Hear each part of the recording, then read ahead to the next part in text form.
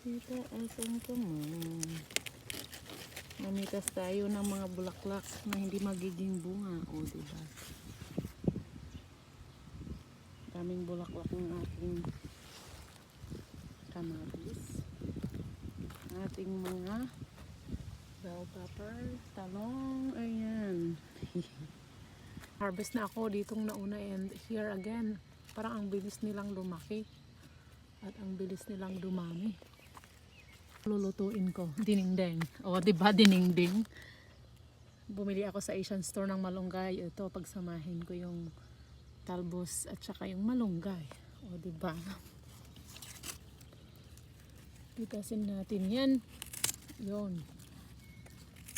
Yan, talbos ng...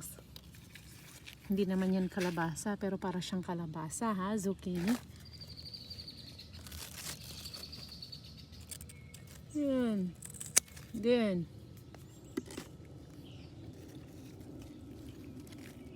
may na-harvest na tayo kahit papaano.